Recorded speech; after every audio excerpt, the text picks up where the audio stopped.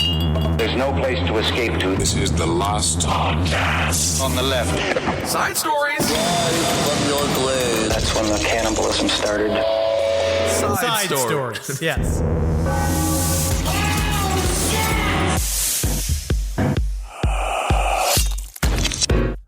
Man, oh man, a new year. Indeed. On us. You know what I mean? We may be pre-recording this. Maybe. And we might be, I don't know. Well, it's always, but, I mean, to be fair, it's a podcast. It's always pre-recorded, you know. Yes, it's not, we're not in your living room. No. We're not in your car. We're not in your closet. We're not stalking you in any way. No, I don't know what your underwear smells like. No. I don't. No, of course But I not. will say I am thankful that the skies opened up and our Lord returned last night.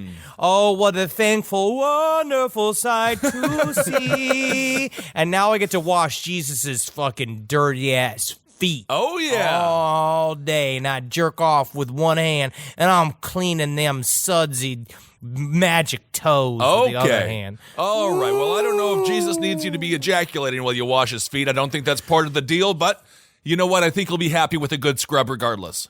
This fucking egotistical piece of shit wants me to wash his feet. If I'm gonna come while doing it, that's how he fucking gets it. Okay, this is Side Stories, everyone. I am Ben Kitzel, Henry Zabrowski. Travis Morningstar will also be speaking some words. I'm around. He's around. Yeah. And I'll tell you what, man. 2019 is going to be completely different. Sure, yeah, absolutely, completely different. I think it's going to be way different than any year that's ever come before. Definitely different than the last two. I don't think we're going to lose any celebrities this year. I don't think any natural disasters are going to happen. I think we're going to have an easy, calm year. Well, I think you're being sarcastic, and that is just fine. I hope you all had a wonderful New Year's Eve. I hope you all had a great holiday season, and we are excited to be back with you in 2019. And we're going to have a great year together. No matter what happens, we'll strap in and we'll enjoy the ride together. My question is, are you now still like, I'm in the mentality, unfortunately, I'm in the grandfather mentality that every once in a while, like, it'll pop into my head being like, oh, it's going to be 2020 soon. That used to be, and when I was a boy, that was the future, but now it's no. No, I totally agree. I feel as if I'm a grandfather. Technology has advanced so fast in such a short period of time. I think all of us have sort of aged at a rapid rate. I mean, if you grew up in like 1830 to 1860, nothing really changed. Nothing really changed, and now we have to deal with these iPhones, with the cars that are driving themselves. I mean, but my also, goodness. Your job before was you didn't just like rent an apartment in 1830 to 1860. You had to go find land and build a house. So things were more difficult, obviously, in a whole. Yes. And I really feel like I know that you are very weary of some of the oncoming technological advances. They're already here. I know that you're worried about them, but I feel like once they start sucking your dick, you're gonna start changing your mind. I think that you're going to turn that frown upside down. Wait till you get that first perfect AI blowjob. When you set in your settings to the machine of what you need, how you need it to be licked, like how you need it to be, the ferocity, the noises it must make, you're going to be like, okay. It cannot be a perfect sexual experience because I like human beings. You know, so it's immediately going down 90 percentage points. You'll have two silicone bags on what I imagine it's sort of like a microphone stand hanging above it. So you can grip onto them while it's sucking you. Okay, you know what I mean? like a mountain climber. Yeah, what I would recommend, I think especially with the first gen, is blindfolds or some kind of like night mask so you're not seeing it. Sure. Well, it sounds like a bad, it sounds like a sort of a sexist polka song. Wait till Boston Dynamics gets their hands on some sex dolls. I'm never going to have sex with anything Boston Dynamics makes. All right. Well, I'm also of the mind, too. I've never used a fleshlight. Really, the only people we know that have used a fleshlight is Marcus. And I believe it's still on active duty. I don't think it's retired from the service yet. Is it in retirement? He retired it. Okay. Yes, it did not make it to the pension years. He said that because the problem is that if you miss one cleaning of it, that thing's done. Yeah, of course it is. But that's what's fun about a robot is that if you build enough actually correct meat parts to it, which I'm certain we'll get to, they'll be able to spin those DNA chains out to make that kind of meat stuff. You can come into like a meat sack that could technically digest it. You have not paid attention to any of my news stories about robots. Those are not the ones you fuck. You're going to put your private parts, some of your most sensitive bits, into the control of an AI machine. They are going to snap them. You thought the movie Teeth was bad, where the woman had teeth in her vagina, shanked off a couple of fingers and a few cocks. That was magic. That was literally magic. This is going to be 1,000 times worse than that. Kissel. What? It's not just a vacuum, right? You're not sticking your dick into a thing that's going to suck. And this is true. You're going to stick your dick in a thing that it's going to move instead around it. Right? Like, wheel. Yeah, it's going to be like one of those horrible back massagers that only cause more pain. It can, but also, I don't even trust you. I don't trust your hands. I barely trust my own hands. Well, I have very soft hands. It's almost like I've never worked a day in my life. Okay, here we go. Let's do a story. This story is near and dear to my heart. I do have a connection with the Sasquatch, with the Bigfoot. I feel I might have Bigfoot DNA. I'm going to say, don't give in to these people. No, I don't mind it. Everybody wants to say that you are Sasquatch.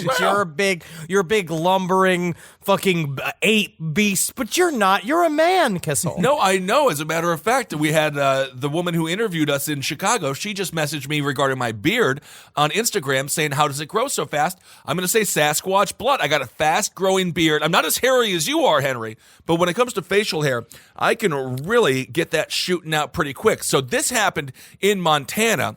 Shots fired at a Montana man mistaken for Bigfoot. This is possibly how I'm going to die. So a Montana man had a bizarre brush with death over the weekend when he caught the attention of a trigger-happy hunter. I'm going to say killer. A trigger-happy killer, a murderer, who thought he was indeed a Bigfoot. The unnamed Helena resident reportedly phoned police yesterday to alert them to the strange incident which happened while he was getting ready to do some target shooting on about 2 Sundays ago. Much to his surprise, the man said, his afternoon of fun took a frightening turn when he suddenly realized that he was being shot at and quickly ducked for cover. Now, this guy, I'm just going to say, he is not following hunter's safety. Not following hunter's safety. You need to wear an orange sash, yeah, I've heard. Of course. A sash. It's really good to wear like a sparkly dress when you're out there because the sequins will pick up all the light, you know what I mean? Because then you'll look like a genie out in the forest. But what I like about this guy is that he didn't even bother to report the shooting that day. He waited till the next day because he said he didn't think it was a big enough deal to warrant an immediate call to the cops. Well, that's Montana. Because he basically said he didn't want to press any charges as well. He just wanted maybe cops to go out and find hunters and give them a stern lecture about gun safety. I love Montana.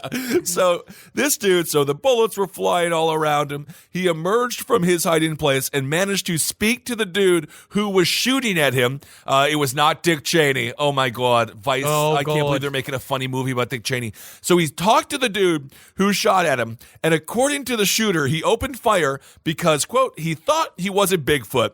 And the would-be Sasquatch slayer said he came to this conclusion in large part due to the fact that the man was not wearing any orange, as Henry alluded to, apparently the lack of protective gear, and the man's bipedal nature, which is very bizarre, yes, it's like, because he was walking on 2 feet. Yes. Bigfoot. Exactly. That was enough, because the guy wasn't wearing orange and he walked on 2 feet. That was enough to convince the hunter that he was going to have a once-in-a-lifetime opportunity to shoot a Bigfoot. But I'm going to say this, and I want your thoughts on it.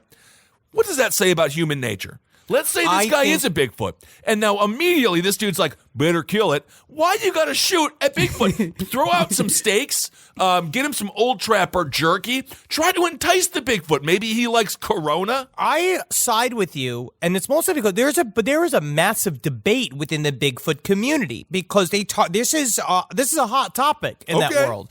People believe there are camps that believe that you kill the Bigfoot in order to study it for science, and there are camps that believe the whole point is to observe the Bigfoot so we can learn about it, and then we step away from it. And you have two fronts of it, right? Because you have on one side, the hunter, the pro hunting side says this is a possible dangerous animal. We need to figure it out. How is it dangerous? Is there one report of a Bigfoot killing? There's been a lot of reports of Bigfoot. I'm going to say forced sex. But mostly those are written down. Yes. These are created. They seem to be more like fantasies. Uh-huh. So there's that part of it. And I mostly just think it's men kind of exerting a sort of pre-cuck rage about the Bigfoot. Do you know what I mean? Sure. Where it's almost being like they want to kill the Bigfoot just because they know just how thick the Bigfoot's cock is and how much more it could better pleasure their own wives. Well, we don't and know. And they think about it. I think this is also it's a display of the sad state of cryptid knowledge. Actually, in Portland, Maine, the Museum of Cryptozoology is going under currently because they're experiencing the lowest admission they've ever had in their history. It's very sad because I thought cryptids are on the way up, but no, the problem is that interest in cryptids are on the way up, but paying for content on cryptids, it's on its way down. No way. The Cryptozoology Museum, if there's more interest in Bigfoot or cryptids in general, you think that would be a side effect, that they would see an increase in business and an increase in revenue? They are currently seeking help to fund the museum. Well, honestly, man, I think we should reach out. We should help them, first of all. I would love to. I mean, I think that those museums, you get just the right amount of vape. You got your little vape weed. Yep. You go into a museum like that. We actually had a fun time. I believe it was in Portland. At one of those oddity museums. It was just in the back of a store. It's super stupid, but it is so But it's so much fun. Yeah. It reminds it helps me. expand your mind. It's fun to see the examples of cryptids. Yeah. But I actually wonder. I feel like people might protesteth too much about how much they love cryptids if they don't want to go out and they don't want to support them. Absolutely. We have found, it's sometimes the cryptid episodes are not as popular. No way. But there's the pro side of not hunting the Bigfoot. Well, now this is the side that I'm on, because if you have a Bigfoot, if you can get a Bigfoot, now how do you? Now the issue here is, I suppose, how do you get it alive? How do you capture a Bigfoot alive? This is a part of we have to be correct about what is the essential nature of the Bigfoot. Right. Is it, in fact, a primate, right? We don't know. Nope. Is it a primate? Is it an actual physical creature? Or, as many people do believe, is it some form of ascended, some form of highly elevated, special creature? It's some kind of, it's been anointed. Yes. It's special, and it may actually be some kind of or is it a time traveler? Is it some knows? kind of interdimensional being? Now, we don't know. I've also we heard, could learn from it if we could Absolutely. figure out how to bridge the communication gap. I've also heard some theories it's like a missing link type character that would explain evolution further. All I know is, so maybe a dark gun. Maybe you got a dark gun. Maybe a dark gun. I'm not sure if we have cartoon bear rules. I don't know if it likes sandwiches or a series of other Yogi the Bear type treats, but maybe go with that. Again, all I know is that if you're going to start feeding it, expect it to keep showing up. Absolutely. Which I think you have to then be afraid of, again, because if your wife's out there hanging out the laundry, and she just so happens to see the expansive gait of the Bigfoot and how big his hands are according to his feet, and I'm certain how massive his dong is going to be just hanging out there. It's going to be all weird. It's going to be like a bear's dangler, and no woman wants it. I mean, not every woman is There's like a Jane lid. Goodall. There's a lid for every pot. Yeah, I'm sure there are some women, as Henry has read the erotica written by women, that have certainly thought about this. There's a spoon for every soup. Well, that is extremely true. Because sometimes you really just got to get a big old spoon to scrape at the bottom of that soup pot. Absolutely. But think about how much pro Bigfoot or like gentle Bigfoot imagery is out there versus anti Bigfoot. Oh, it's all pro Bigfoot. It's all Is it? I mean, the last one I saw was Harry and the Hendersons. But, I grew up in the Pacific Northwest, and a lot of the museums and little shops and stuff that had Bigfoot stuff, there'd always be like an overturned car or a smashed dumpster to sort of say like Bigfoot was here. And not. That's fun, though. It's fun to see. That is because the overturned car was, it belonged to a well-known pedophile in town. He was attempting to escape justice as law enforcement finally caught up to him and realized he indeed was committing all of these horrible crimes. He beat law enforcement because he had a really cool Trans Am. And then Bigfoot said, "No, sir, you're going to stop terrorizing the children of this town. I'm going to Sasquatch all over your ass." Can you imagine how fun a show would be called Bigfoot Pedophile Hunter. And you do like the same thing where you do To Catch a Predator, and it's like a whole thing where you have the bait girl call the guy and he shows up to have sex with the child, and then all of a sudden it's just fucking Bigfoot comes out and rips his arms off. I want to see that shit. We just have to teach Bigfoot to say the sentence, "Do you want any cookies? Do you want to have any of these cookies?" Well, wait a second. You sound pretty gruff for a 12-year-old boy. Well, people say I'm mature for my age.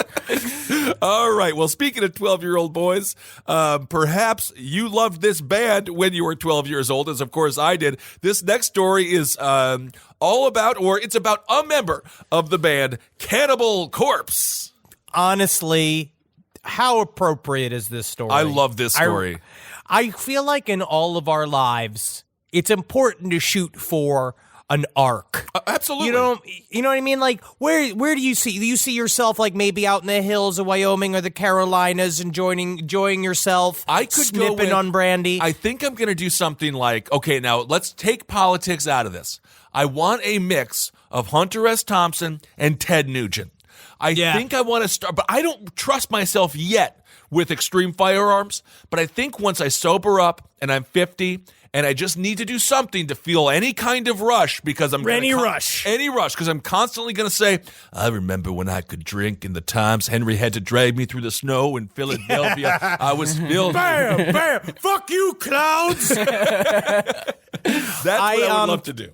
I'm going for a solid mix of Jeff Goldblum, Alan Moore, and unfortunately, after my years of protesting, I'm starting to become a pro Guy Fieri. Yeah, well, you're still not saying the name right, though, Guy Fieri. I will not. Okay. I will not give him the Italian lilt, but I will give him the benefit of the doubt that he has not touched anyone against their consent. Absolutely not. He is amazing, and you can't sneak up on him because he's got his sunglasses on the back of his head. On the back of his head. He's definitely safe from tigers. Absolutely. So back here, Cannibal Corpse guitarist had 50 shotguns, 10 semi-automatic rifles, and 20 handguns at his rental home before his arrest. Newly released court documents show that Cannibal Corpse guitarist Pat, short for Patrick, O'Brien, he made strange phone calls to his parents the day of his arrest, warning about the quote-unquote rapture and telling them, quote-unquote, aliens have landed. Awesome. O'Brien was arrested on December 10th on charges of aggravated assault on a law enforcement officer and burglary of an occupied dwelling with assault. Deputies say he burglarized a house and charged at a deputy with a knife. Right. So O'Brien, O'Brien allegedly broke into a Northdale, Florida home on December 10th and shouted that the rapture is coming before pushing a woman to the ground. He ran towards a responding deputy with a knife. And according to the Tampa Bay Times, fire marshals found a large cache of weapons at his home. Yep. Now, the interesting thing is he has so many guns. Those are expensive. I'm surprised he's still renting. Cannibal Corpse makes good money. I'm just going to say, maybe buy the house first, and then you can start hoarding all the guns. It's kind of sad to hoard in a rental. That's all I'm saying. Yes, I think so too. I think you should own some land before you have over 2 guns. Absolutely. So this dude, Pat O'Brien. Well, he set fire to his own house afterwards. He set explosives to his house. Well, he is very deeply involved in what seems to be the prepper community. Yes, he seems to be one of the worst preppers of all time because he burnt down his own home, which I don't think is in their rule book. Evidently, straight out of Elon Musk's holiday guide, he had a flamethrower in his house, a military-style flamethrower in his home. So, which is, by the way, just one of those fascinating things in this country. A part of me loves, of course, a part of me hates when it comes to mass tragedies, and we're going to get to Nicholas Cruz, that horrendous story, a little bit later on here in the episode. Of course, the Parkland shooter. But if you can just go into a store and be like, I am the guitarist for Cannibal Corpse, and I would like to purchase 5 of your greatest AR-15s and a flamethrower, you think that would be like, what was that band again? No, dude. I feel like if I was the owner of a gun shop who could also sell a flamethrower, I would probably already know Cannibal Corpse, and I would be like, yeah, fucking dude, the end has come for real. You know, I'm like, that's the problem, is that it's too metal to not be excited. That's very true. So, because I will say because a real. Have you seen the Elon Musk fire? The Elon Musk flamethrower. I saw it. It's pussy. Yeah, it's pussy. Well, it's not good. It can definitely, as we saw on a video that I played on last stream on the left. It's very easy for Christmas trees. I know those are not those are now out of your homes, but it can definitely light up some shrubbery. That's for sure. I mean, honestly, you can use it to flambe a brulee if you want. You can use some of that. You can caramelize some sugar with it. But a real fucking military grade flamethrower, that's how you cause some fucking chaos. That's very true. So I'm into this. I'm into all that part of it. So as Henry said, this dude, Pat O'Brien, he had a knife. He's like, the end is near, everybody. And they're like, yeah, for you, you're probably going to go to prison. And he got, I'm going to say, extremely lucky. And this is like, people might want to say, oh, this is about race. I think this is about rock star privilege. Now, I don't know if the officers knew that he was in Cannibal Corpse, but I think they looked at him and they looked at his fingers and they were like, that dude can probably shred. We better take it easy on him. Because when you're running at a deputy with a knife in your right hand, which is, I believe he is right-handed, the fact that they didn't shoot him in the head is incredible. The fact they just tased him is a testament to them being a little bit more laid back than they are in other situations. I think they're trying. And him screaming, being like, fuck yeah, motherfucker, and all these guys understanding that is Pat O'Brien from Cannibal Corpse. It seems to be he was known in the area.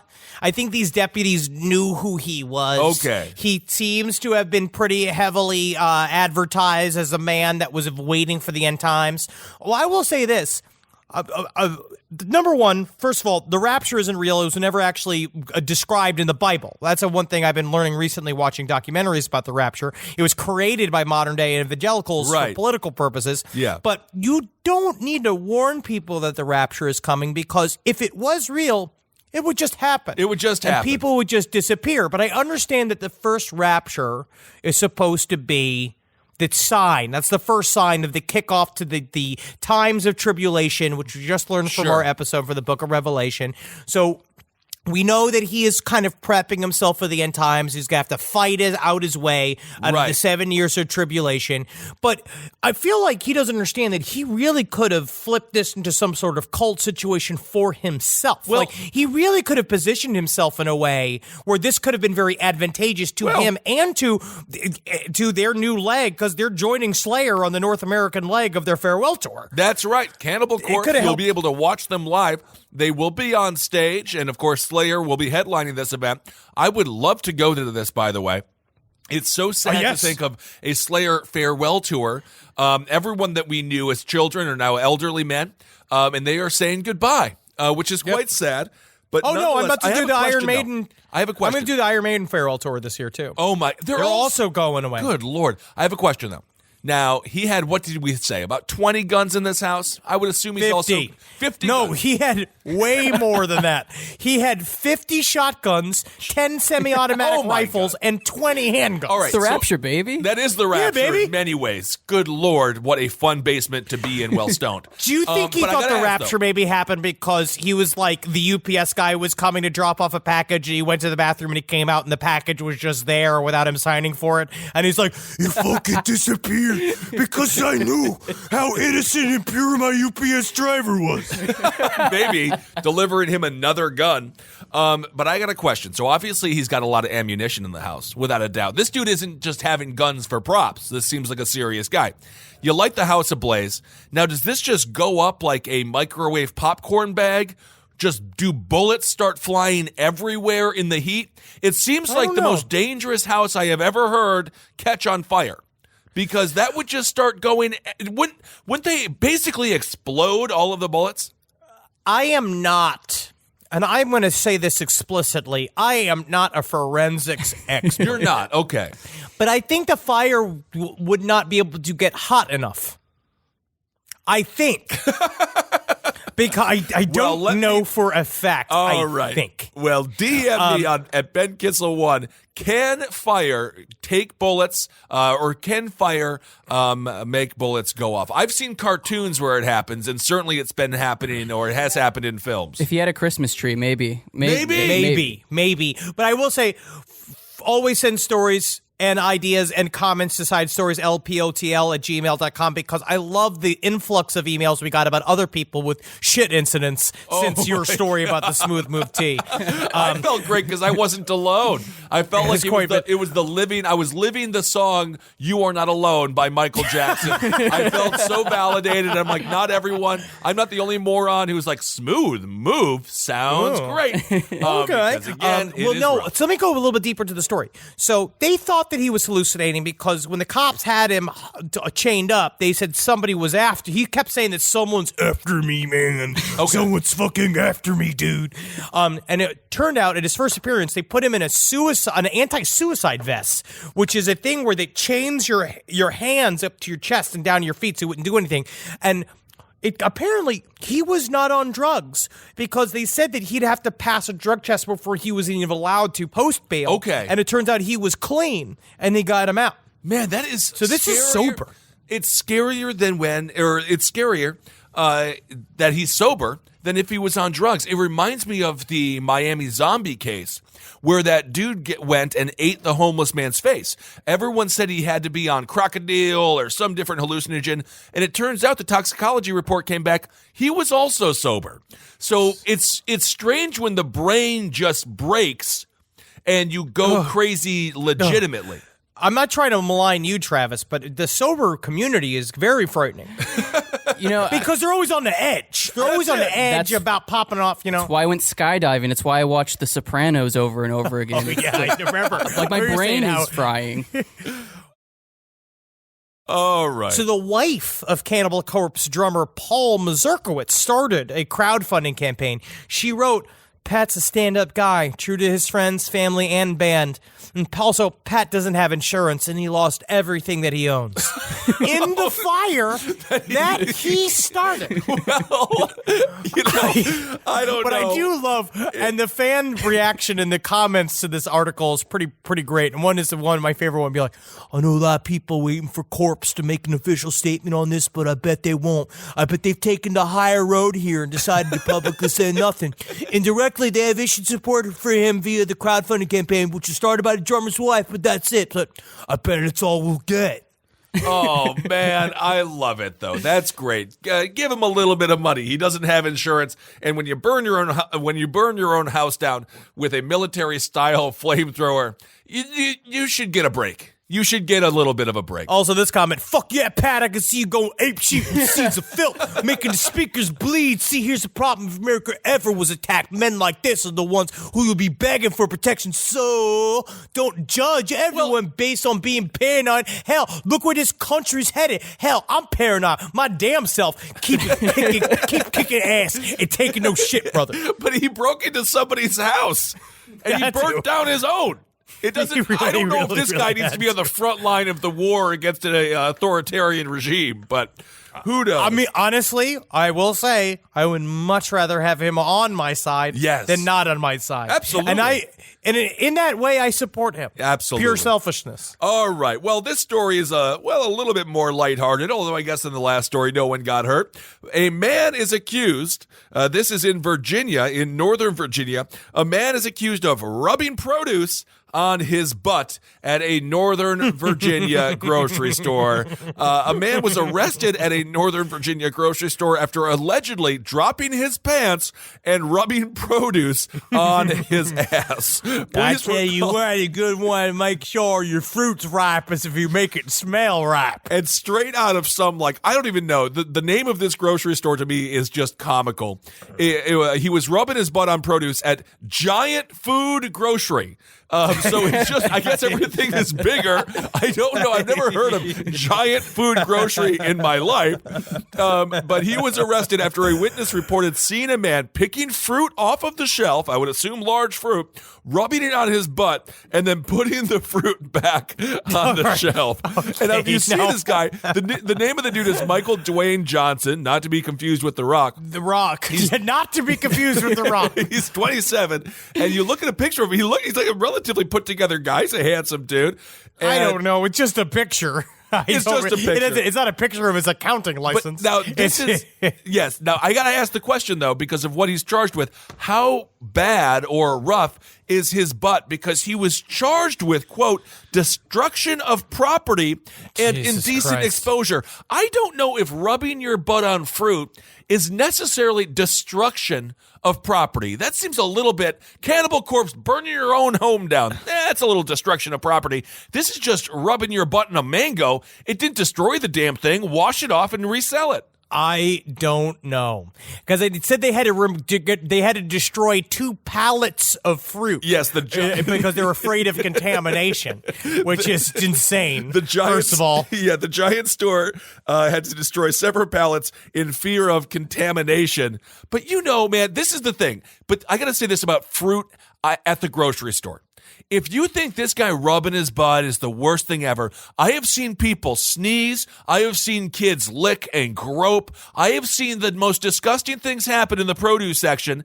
You got to wash your vegetables. You got to wash your fruit. That's all I'm going to say. Wash it up. I don't think your fruit to begin with. I have seen people paw. As a matter of fact, my girlfriend Brooke, just do it. She was hilarious. When we were at Whole Foods, she grabs a loaf of bread, and maybe she's going to kill me for telling this story. She grabs a loaf of bread, slams it into her face, into her nose to smell it, and then puts it back. I said, you can't just. But she's like, that's normal. And I saw another person immediately doing the same thing. Everyone's sniffing on the bread. They're pawing at it. It's disgusting. I don't trust anything that's not wrapped.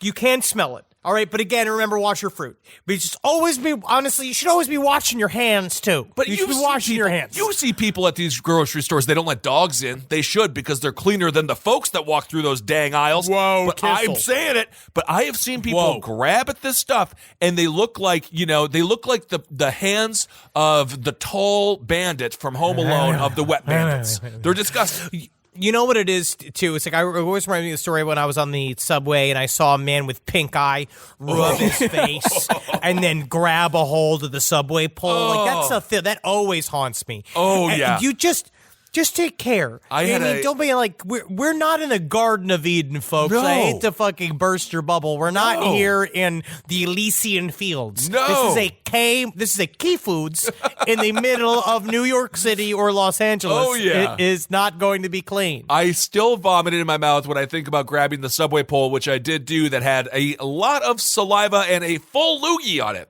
And I want to move out of New York City. Every time that happens, it really takes off 10 years of me living in this city.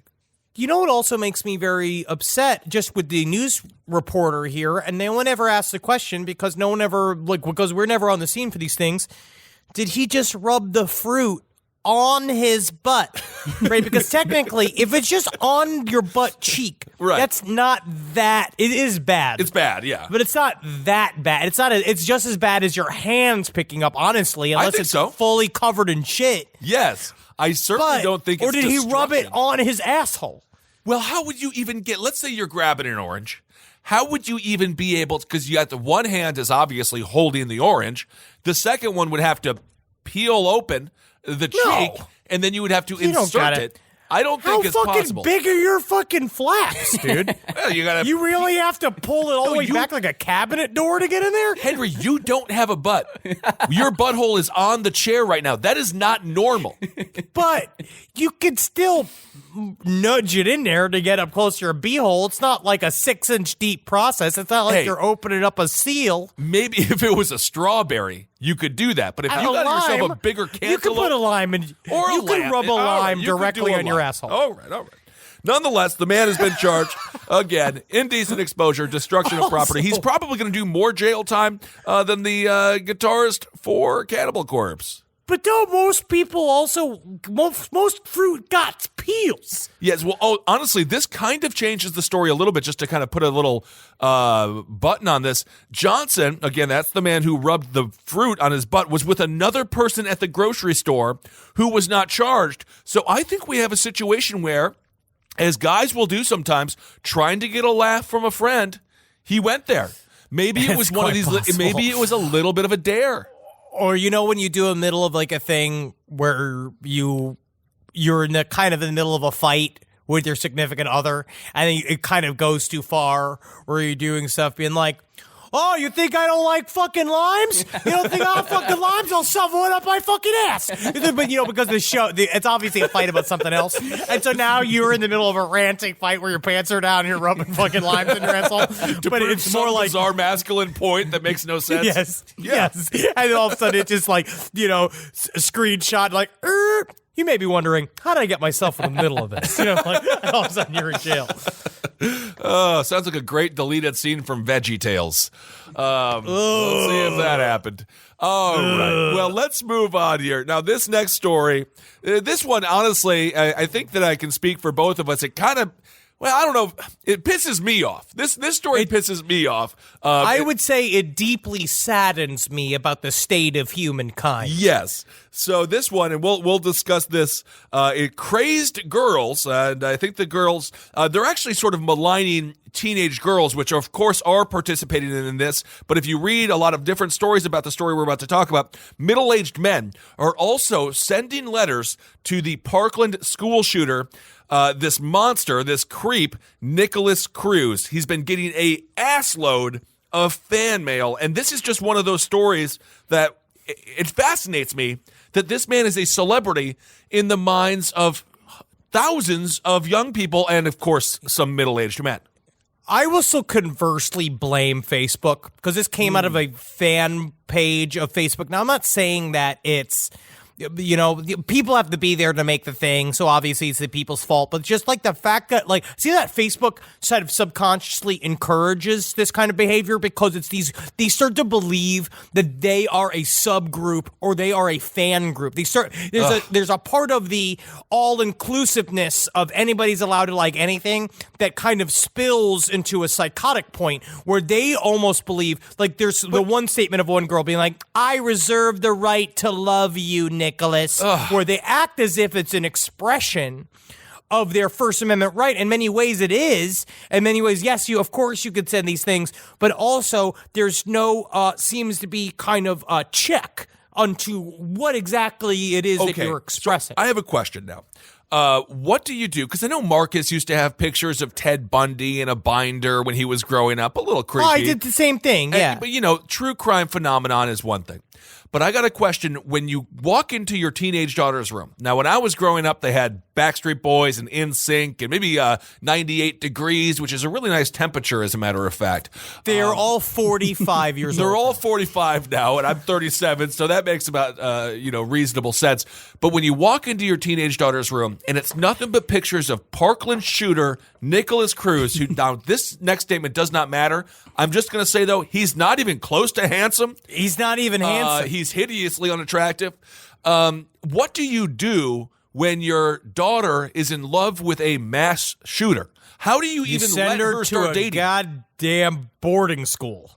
That's what you do, is you fucking pack her into a van and you send her upstate and be like, come back when you're normal. No, I probably at this point, we will have asked for it because of the nature of our careers. But there's a difference between being fascinated by true crime and mailing love letters to a serial murderer. Well, stuff like this Facebook post, just the tenor of this. Hey everyone, I want you all to know that Nicholas knows about us and he had the biggest smile on his face when he was told that we all support him. He's not receiving mail yet, but it's all being kept safe, ready for when he's allowed to read it all. He's okay. Keep the letters coming because he can't wait to finally get them. Again, this man murdered 17 kids. Please, this is absolutely crazy. And I forgot, of course, Ted Bundy was one of the first serial killers to really get a lot of female attention, specifically because he was one of the more handsome serial killers, because otherwise they all just kind of look like sloths from the Goonies. They were called Bundy Files, and they began sending bags and bags of mail to Ted Bundy. Of course, serial rapist, murderer, one of the worst human beings on the face of the planet to ever exist. And now Nicholas Cruz, I guess he's getting the Bundy File treatment. Well, you know what it is? I mean, people are always going to be in love with bad boys in a way. Yeah, but this it's kind of a part of the idea. But this is different. You know what I mean? This is very different. But I understand, in many ways, I understand that because people have been in love with these kinds of figures for a really long time. It goes back to even the Old West, like kind of the people talking about the old gunfighters and all that kind of stuff. There have always been these kind of enclaves of this. Right. So it's just very, we're just in a world where we can see all of it now. That used to be very personal. It's weird how it's flipped to the public exploration of it. I can almost understand you being a little strange and wanting to reach out to somebody else that you think is very strange and could quote-unquote understand you. But so you send a private letter to this person and then you get a response. So that's where the bunny files kind of make sense, and the people where the person is no longer reachable make sense. But now with something like this, where you go and you can publicly group together and praise this person. Right. So it's a very bizarre sense of community, I guess.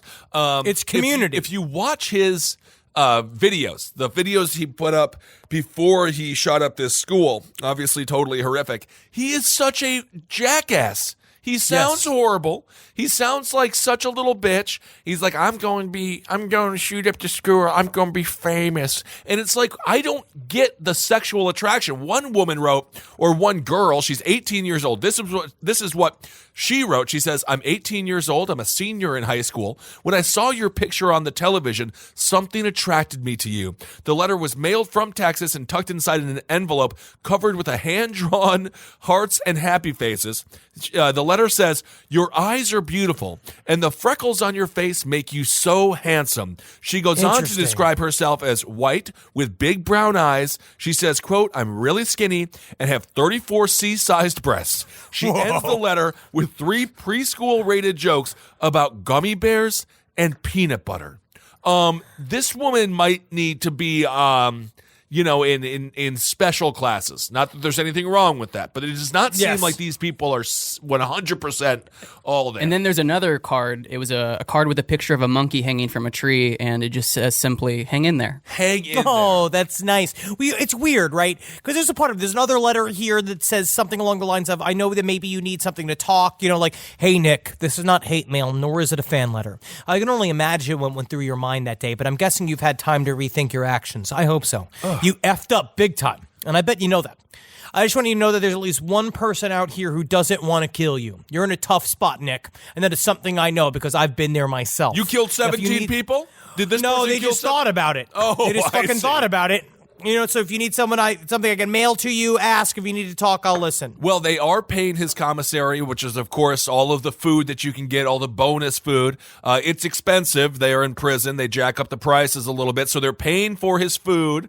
They're really taking care of this guy. A lot of the pictures include shots of cleavage. Another picture was of a gal in a skimpy bikini eating a popsicle, and a tight shot of her backside as she bent over. Another girl sent photos with Hello Kitty Snapchat filters.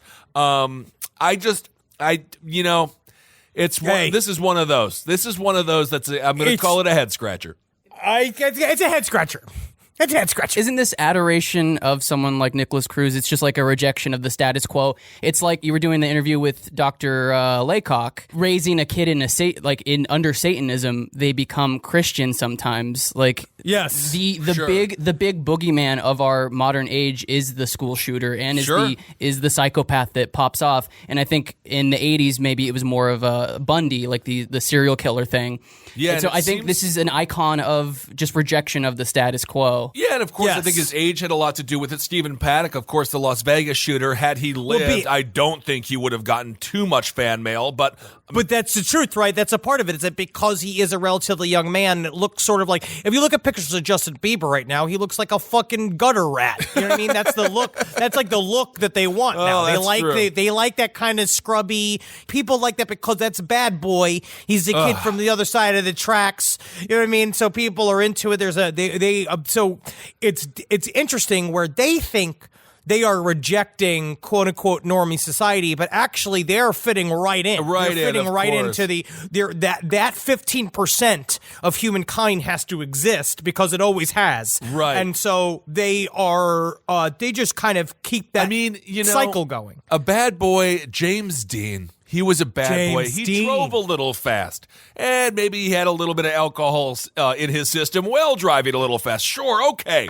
Shooting 17 people, that's just a douchebag. According to public defender Howard Finkelstein, that reminds me of Ace Ventura. Finkelstein. Oh, look at that. Little footballs. There's piles of letters. This is according, again, to public defender Howard Finkelstein. He says, in my 40 years as a public defender, I've never seen this many letters to a defendant. Everyone now and then gets a few, but nothing like this. Again, not all of the letters are from women. One card with a cat on the front of it is from a New York man sporting a bushy gray mustache. He enclosed photos of himself behind the wheel of his white 1992 Nissan convertible. So I'm just going to say this. A little bit of a brag. When it comes to Nicholas Cruz getting the mail, which he currently does not get, he is not allowed to receive it yet, but he will at some point. I'm going to say this dude in New York who's sporting a bushy gray mustache and who has the picture of himself in a 1992 Nissan convertible, he's going to be thrown in the trash. Yes. Just immediately. Yes. This guy, I Nicholas kind of Cruz, want to send him a picture just of my asshole and make him open it up. with a mango in it. Yes. Oh yes. my god. Anyway, Like a good shopper. This is great. 2019's starting great. Absolutely wonderful. Fascinating stuff here. And of course, anyway, I think it's always a good conversation to have the love affair of these monsters. It's good to check in. Yes. Oh, And just think about where are we at? How big of a fan are we of this? Not of a these fan. people? So guys, buy our special. Yeah. It is live. We're gonna do a little commercial, and we're gonna tell you the address is gonna go up there. You're gonna love it. We worked very hard on it, and I hope you enjoy it. And finally, the first story of 2019 in Karma News. A Texas man is dead after police said he tried to break into a donation bin. Officials said the body was found at a shopping center station. This is before Christmas. They said a woman walking her dog found him and called police. Officers believe the man was trying to get inside the donation bin when he got stuck, the weight of his body, then pulled down the lever, and he suffocated. So don't steal from donation bins and be the opposite of that guy. Yeah, don't be a fucking asshole and steal it from a donation bin. That's because it. sometimes you die in there. That's my New Year's resolution. Give more, steal less. That should be all of our New Year's resolution. Yeah, steal less. Absolutely. All right, everyone. Thank you all so much for listening. We cannot wait to spend 2019 with you. We're going to have a lot of fun. Hail yourselves. Hail Satan. And if you have any stories, you want us to talk about it? We find a lot of this information. People send us all the time. People send us stories all the time, and it's wonderful. Email us at sidestorieslpotl@gmail.com. All right. Hail Satan. Magustalations. Hail me. Hey, what's up, everyone? The boys from Last Podcast on the left here, telling you about our new special. We filmed it in Chicago, and it was absolutely a wonderful experience. And you can buy it now for $6.66 if you just go to lastpodcastlive.com. That's it, buddy. Help hail him in the year of 2019. Watch as our bodies jiggle upon the stage, and you hopefully laugh with delight. Yeah, this is a recording of one of our live performances. So if you've never seen us live and you've always wanted to, this is your opportunity. Everybody can see us live now. And next year we will have a whole new show, so you will not be seeing what you see on this live show again. That's it. You're watching something that will never happen again. Yeah. Thank you all so much for your support this past year. 2018 was absolutely incredible, and we are excited to bring you a new show in 2019. Again, lastpodcastlive.com. That's lastpodcastlive.com. Go out there, buy it for $6.66. And don't forget, hail yourselves. Hail Satan. Again.